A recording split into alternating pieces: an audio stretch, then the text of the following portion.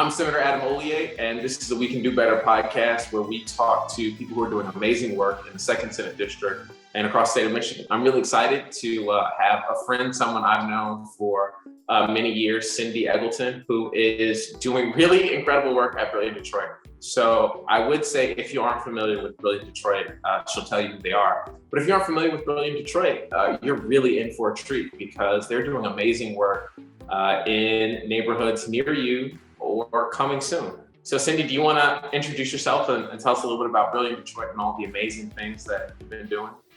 Of course, and I'm Cindy Eggleton, co-founder of Brilliant Detroit, as you just sort of said, and I'm particularly thrilled to be on here with you because I've admired you before your famous days as a senator, and the district is so lucky to have you, and I can see you're in your purpose, so I love that. So Brilliant Detroit exists to create what we call kid success neighborhoods where kids and families have everything they need, belly to 8, and education, health, and family support. In a nutshell, we really are working on to make sure that zip codes don't predict negatively a child's future. And I think that's a really incredible piece. This has been an amazing journey for me. I'm also in my purpose.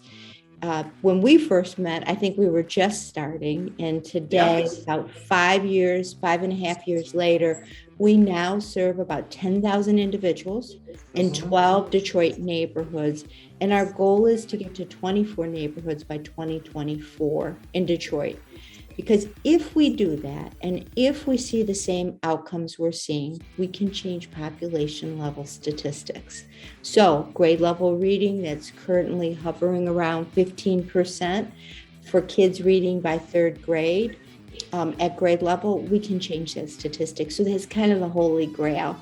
And when we figured that out, we knew we needed to double down in Detroit. So we've been blessed to be able to do that. The need is there. We have a waiting list of neighborhoods that want to come on board. And then after that, or along that, we're working on a national expansion. Bottom line, this is about people having a choice and really owning their own future as opposed to an organization owning it. And so that's why it works. So when you talk about it, and let's kind of get into the details of Brilliant Detroit, because it's a very different program, right? So a lot of people say they're impacting population. They say they're going to work on 3rd grade reading. They say they're going to work on kind of the wraparound services, but you have a house model, right? Like, so when you say you're in a neighborhood, you mean you're in a neighborhood and the programming at that neighborhood is led by people from that neighborhood. So like I live in the North End. And you have, I think the first 3 houses were North End, Cody, Rouge, Osborne, is that right? Southwest. Osborne was Southwest. Yep. And so when you do that, you open the first place, but then it's led by someone from the neighborhood, right? That's right. We repurpose a house in the middle of the neighborhood. It's generally a big repurpose. So we say we transform that location into really what's a community hub. And we provide programming from about 100 different partners. We hire from the neighborhood, and we do not go into a neighborhood unless the neighborhood invites us in. We do listening sessions, probably about 10 of them in every neighborhood, before we commit to the neighborhood, because we feel very strongly that this needs to be born out of, supported by, led by, and actually partnered with neighborhoods. We believe community knows what's best for them, and that's how this has worked. And I think that's why this has grown to this degree, and will continue to grow for those reasons. So here's how it works. We get a location, and as much as people come through those doors for programs which are for kids and adults together and adults only, I think the most important thing they find in our locations is each other. I can't tell you how much people feel that they're coming together for neighborhood and community. And one of our participants really said it way better than me, which is always the case, right? She said to me, Cindy, I am 26. I've had kind of a hard life. I have 4 kids. I've needed services and I've needed programs. I may always need them. I never once felt cared about until now. And what she was saying was organizations provide programs and services, but a community is there for each other. Our goal is to be both, and that's really what happens. This individual is a perfect example of what happens. She began coming actually to our Osborne neighborhood 5 days a week. We opened up on Saturday because she kind of insisted on it. She became a peer-to-peer mental health coach and still is doing that. And she became one of the members of our advisory, because in each neighborhood, we have an advisory that helps that site stay on track, says what's working really well, what isn't working really well, and what do we need to do more of. Her kids, the most happy I've been for her was in April of this year, April and then May, she called her daughter, won the spelling bee and was reading past grade level, and her son won the math award. And that's a beautiful thing. And what she has told me is it is so important because I'm learning along with my children. And so it really is a beautiful thing, but it's really from people choosing what they want. Well, that's really an amazing part of the story that I think is so different than some of the other kind of neighborhood initiatives that I don't want to say are top down or different, but just that your program really has been inspired and built around being different. And I really want to kind of hone in on, how someone joins that program, because you aren't picking a neighborhood and saying, all right, this is the next space that we're going to go into, right? So most break programs, you look at a map, you talk to a funder and they say, all right, well, we have an investment in the North End. We'd like you to program in the North End, or we have an investment, or I grew up here. And so they donated in that community. Your process is very different. How would someone say, how does neighborhood 16 get picked? Yeah, so this is a great question, and I think it's an essential question. So first off, our funding model is we have 50% unrestricted funds that come from individual donors. And I want to say we're blessed in that 50% are really from grant funding. We will always keep that model.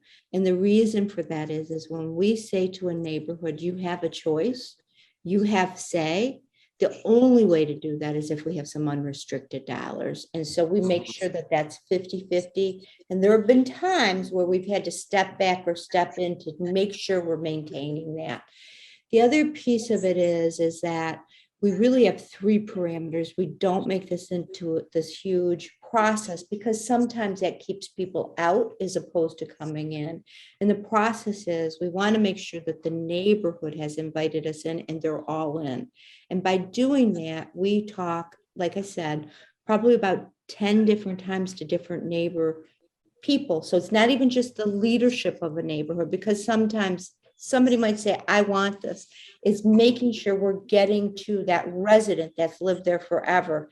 Is this something that you think will be good for the neighborhood? So it's got multiple voices that come into it. The other thing that we do that's really important here is that we form a group of volunteers from that neighborhood. They actually help pick out the location. They go in, they kick the tires, and there have been times where we say, what the heck did we do? This location needs a lot of work. And they've always been right, always. I can tell you a story where there was a house where my partner was like, are you sure? And I'm like, the neighborhood said, and you know what? That is the most beautiful house. There's another neighborhood where the neighborhood found the house. We didn't even know it existed because it didn't have a for sale sign. And so this is really driven by that. The next thing we do is we do hire from the neighborhood. Every location has staff that are hired from the neighborhood. As often as we can, we actually hire the construction from the neighborhood. That doesn't work in every neighborhood because sometimes there's not enough people that can do the construction. We're actually working on something so that there could be a training program. So this is somebody's location. I'll give you a great example of what that looks like, because there's so many times I could just cry because people are remarkable, right? So one of our locations, the construction was going very slow, and we had actually created an open house. And I thought, there is no way we're going to get this done in time. So on a Sunday, I grabbed my son and I said, we're going to go over to the house. And he said, what are we going to do? And I said, I don't know, but we're going to create a plan. When I pulled up to that house, our staff, her name is Darnetta, was on the front porch. It was a Sunday. She had also been kept up at night. And I said, oh, what are you doing here? Did you have the same thing? She lives on the same street. And she said, yes, I did, but go inside. This is a Sunday. I go inside, and there are people from the neighborhood in almost every room, and they're fixing the walls and they're painting. And I just was overwhelmed because they came together. And I said to Darnetta, we could pay. And they said, I'll never forget it. Al came up to me and said, this is our house. We don't need that, but maybe a little bit. So that is a kid success neighborhood where people feel and know this is theirs. It's not somebody else's. And our houses are watched over. People don't live there because the neighborhood knows that this is something good for kids, but also for adults. Because again, we have programming on both spectrums, and more is coming into the neighborhood. Well, that's a really unique and amazing model of cooperation and engagement and all that kind of stuff. But what do people actually do? So we kind of talked a little bit about how the organization works, and now people have kind of in their mind's eye an idea of what one of these houses is. But what do you actually do when you walk in, right? So you talk about from belly to time, because normally when you talk about kids program, you're thinking of like 6 or 7 year olds. You're not thinking of in mom's tummy. And that is a big part of the work that you do. And I remember, being over at your first base, in 2017, and you're talking about, infant mortality, but more than infant mortality, but the successes, right? So not just do you survive pregnancy, but are you delivering a healthy, at weight, all of those kind of things. On time, baby, right? So we're really with you the whole time. There's a couple of really important principles here. And then let me tell you how it looks like if you're a mom coming in or a dad, because we have an active men's group. And actually those active men's groups are not just dads, because especially in communities of color, we need men surrounding our families. And so we don't put any parameters on that, right?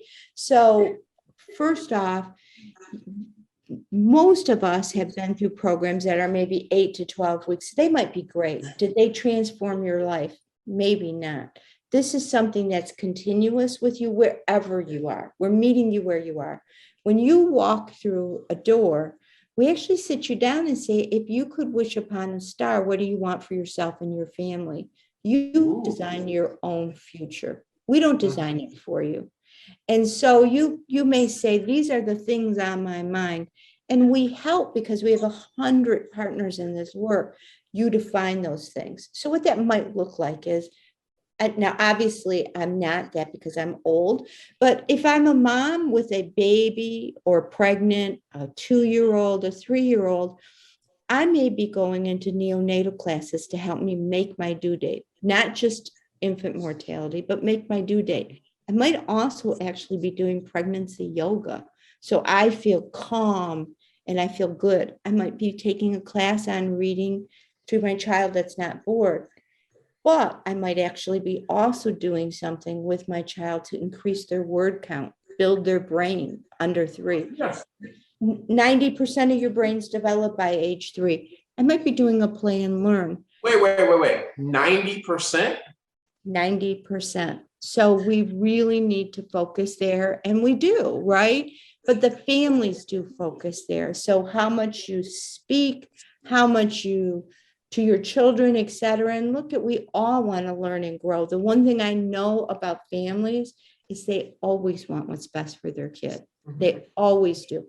And the other thing that I want to say is when we were first starting this effort, I asked a group, what do you need? What do you want? And a woman stood up and she said, I need this, I need this, and I need this. And what she said, she looked me in the eye and said, and I work a full-time job and I don't have a car. And she said, you people think access is that it exists, but I really need some things or want some things for my family. And this is all under one roof. That's an important piece here is what does it work for the family?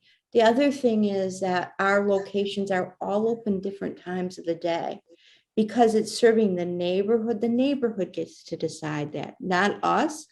And we have to hire people that are okay with working the hours that the families in the neighborhood need or want. Some neighborhoods have more people that are working a 9 to 5. Some neighborhoods don't. And that's how we sort of manage this so that we're really serving people and meeting them where they are. And that's even a really cool idea, the idea that you aren't open from 9 to 5 or 10 to 6, but at every location you're open the hours that make sense for folks.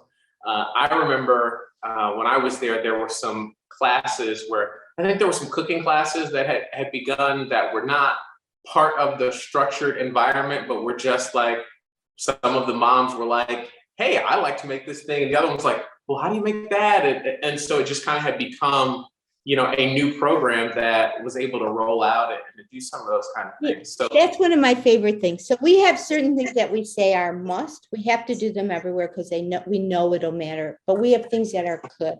And the neighborhood and families give us those possibilities. And I think what you were talking about, and I can give a couple. We also have a community garden at every site.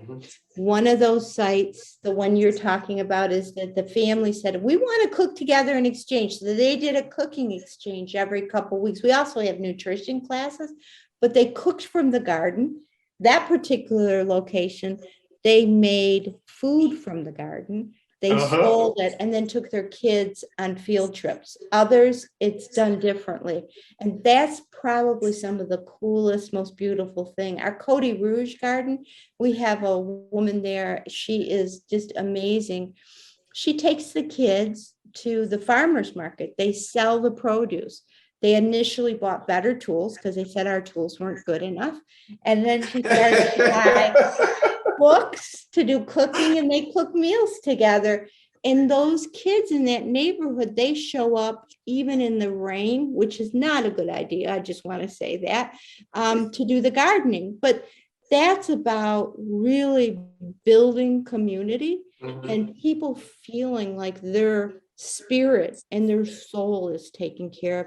And the neighborhoods have to tell us that.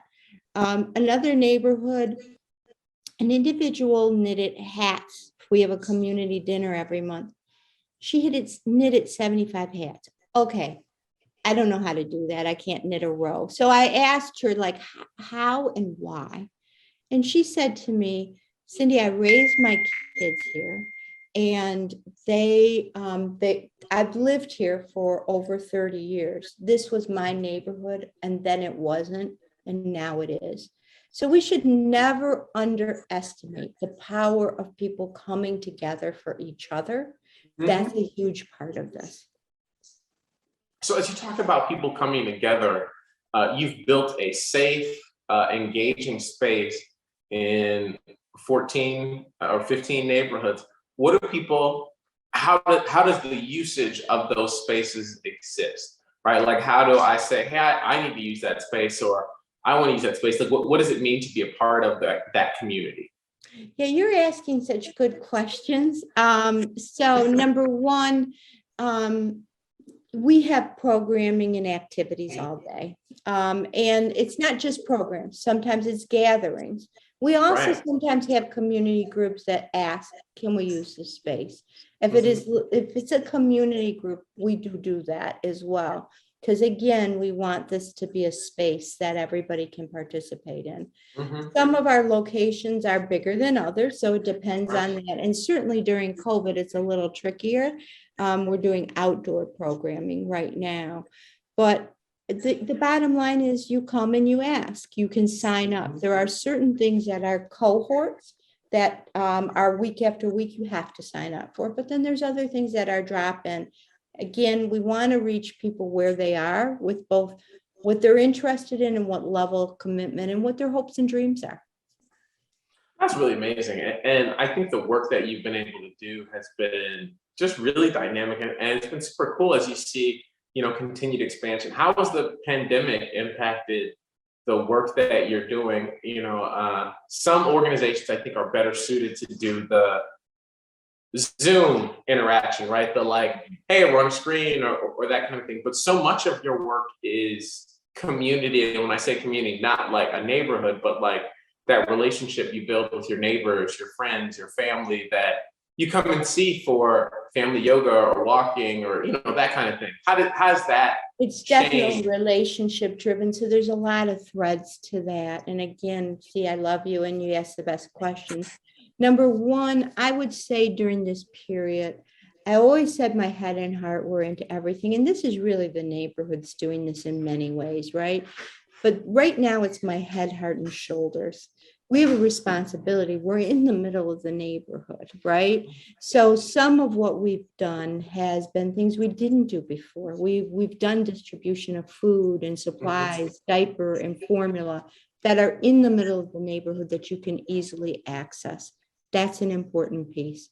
The other thing is, yes, we have definitely provided tons of classes via Zoom. But here's the thing, a very wise person that I have as a friend said it's relationships before curriculum. So what we have done is assured that we continue to keep a relationship, which means that we had initially during the pandemic, we were calling each of our families every week just to check in. How you doing? Yeah. What do you need? How's it going? And that really helped us. And then also with our partners, we look at how can we keep relationships going? And we've heard from kids and families that they'll come to that before something else. Now, it's changing. We're about to hit another phase as well. So we have to stay on top of it, but being right in the middle of the neighborhood and keeping those relationships on point is what matters. Okay. Well, I love that you are staying grounded on relationships. I'll have to remember that phrasing and that way to do it. Community over curriculum. And so Relationship over curriculum, right? Yep. relationships, yes. See. But like I think that's so real as we talk about, kind of the isolating moments in, COVID. It was interesting for me because at the same time where we're so isolated from other people, I'd never seen my neighbors out more walking. I mean, I was like, wow, there are a whole lot of people with little kids that I did not know existed. Now, some of that may have been, there was a pandemic and more people had children. We had a second little person as well during that. But it certainly has been the case, I would say over the last year, that you see more people out walking and doing those kind of things because there are less indoor spaces. But your work has really, in my mind, was about that interior space. And it's been really cool to know and to see that the space was less important than the fact that it was a place that people felt home and comfortable, and that you've been able to continue to do that even as the world continues to tell us to be apart and to do some of those kind of things. But it's been pretty tough on folks. How have you personally been managing that? You're always a pretty upbeat. If ever there was somebody who was ready for a pandemic, you had a groundswell of joy and optimism built up. Yeah, you know what? I would say I have to work on it. There's no question because there's so much need, and I feel that we're called. For who much is given, much is expected, and it's important to step up to what's before you. In that, it's also important to figure out how do you keep your balance. And sometimes I do pretty well at it, and sometimes I don't do very well at it. So I think there's like the mental health of being on a Zoom all day long and finding places and time to just take a break, go get a walk, and realize that you need to rejuvenate. And I think those are the things that I have more than once had to take a step back and say, okay, I need to do this, because we're also hearing that from our families, and we have to all lead in the same way and be reminded of it. So I'm not always good at it, I'll say that, but I try. So if someone wanted to get engaged with the work that you're doing at Brilliant Detroit, how do they find you? How do they get engaged? Yeah, email us at info@brilliantdetroit.org. Go on our website or our Facebook. We want people to be participants, to be volunteers. I say volunteers, we have over 3,000 volunteers. In any way that somebody wants to be engaged, just email us or check it out. We need all of us. Awesome. Well, I always ask people kind of narrowing it down what they're doing for their mental and physical health. I think you've already answered our mental health space. What are you doing to stay active? I walk as often as I can. And sometimes during the day, I'm walking 2, 3, 4 times just to That's kind a of great clear thing. my I think so many people have really discovered or rediscovered walking, where before people who had dogs, you'd see them out walking, but now you just see people kind of walking and getting breaks. I have a colleague who, since the pandemic, since the first lockdown, has walked 3 miles a day, every day. And, she was not a big walker, previously, but that was her get out and do something, that space time. Yeah, that's how I feel. And it's quiet and it clears the head. So it's necessary. So, yeah. Awesome. Well, is there anything that people should know about Brilliant Detroit that we haven't covered? You've covered everything. I think it's a special place, and I think it's actually about community. I just want to lift up, this is done with community. I think for me, I remember covering Data Geek. I just learned how to listen, and that's really what's important. People know what's best for them. Just walk alongside. And I just also want to say thank you for having me here, because I just absolutely admire you, everything you do, and your energy, and the world is better for it. So it just feels good to be here. I really appreciate that, Cindy. It's great having you. It's great to see you. I was very excited to see that Ebony butchered the podcast, and I was like, hey, I know her. This is gonna be great. We're gonna have a great time. But yeah, so we're really excited, and I'm really glad to have you. I'm excited about getting back to doing things with you. It's one of those things that as we're dealing with pandemic, it's like, all right, well, there are all these people I want to go see. And it's like, okay, is it gonna?